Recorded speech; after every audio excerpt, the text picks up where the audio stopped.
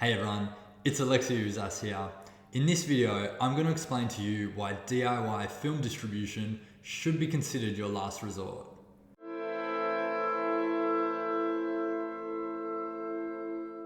For the best filmmaking advice, subscribe to my channel and hit the bell to be notified when I post a video every Wednesday. In the past 5 years, I've financed and produced 4 feature films and numerous short films. And I've also distributed over 20 films in the Australian-New Zealand marketplace. And I've even sold Australian films overseas. So I know a thing or two about film distribution, how it works, and how to get the most out of it as a film producer. And now I'm helping my clients understand the business side of filmmaking and, more importantly, film distribution. And now you can learn the same. The biggest issue with DIY film distribution is the lack of resources, both in time and money, that you have as a production company or a producer.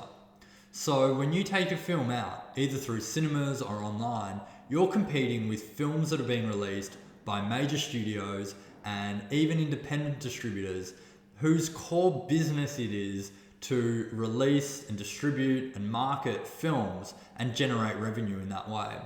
Your core business is most likely as a producer or a production company. So you're entering into a new industry without the necessary capital in order to compete against those larger and more established companies.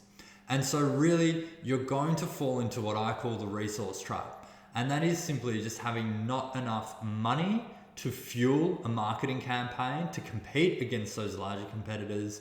And second is the time and the manpower. By having a smaller team, you simply don't have the amount of time that can be put into a release.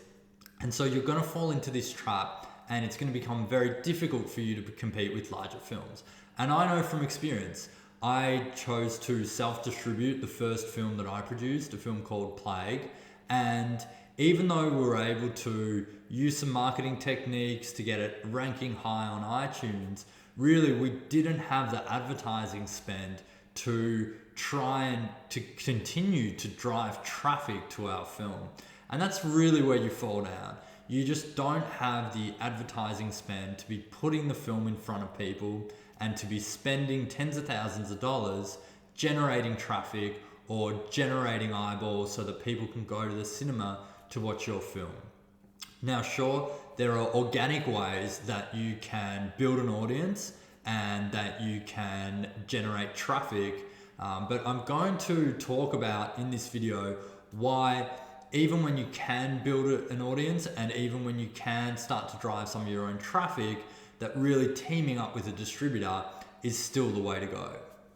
The second point to make about DIY film distribution is that as a producer or a production company, because you're not in the business of distribution, you don't fully understand or know the value of your film in the marketplace.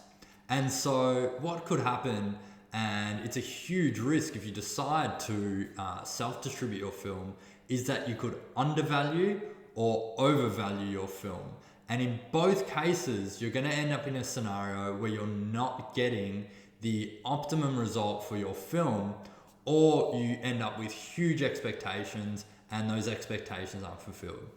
So if you're underestimating the value of your film, well then of course you're not achieving the type of revenue that could be achieved for your film. And so in essence, you're underselling yourself and you're underselling your film. If you overestimate, then you're going to go into that process with these really high expectations. And you may even start to contribute advertising money or marketing budget towards projections that you might have that might be overestimated. And so you then run the risk of A, losing a lot of money, and then B, when you don't hit those projections or those expectations, then you're going to feel a sense of deflation. Okay, so at this point, I want you to comment below and tell me about your experience self-distributing your film. And I'm just as interested in successful cases of DIY film distribution as I am with the lessons that might have been learned by people self-distributing their film. The third point that I want to make when it comes to DIY film distribution is why I believe that you should opt for and prioritize working with an established distributor. And it really comes down to them having expertise that you don't have.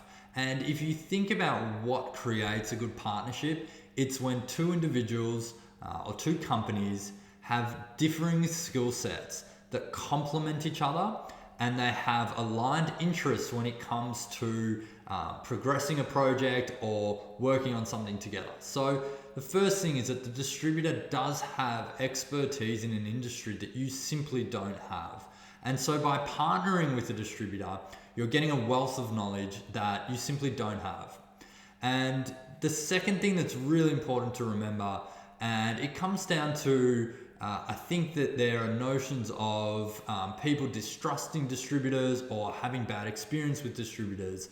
But a lot of the time, you really only hear about those bad cases, right? You don't hear about all the good cases of people working with distributors.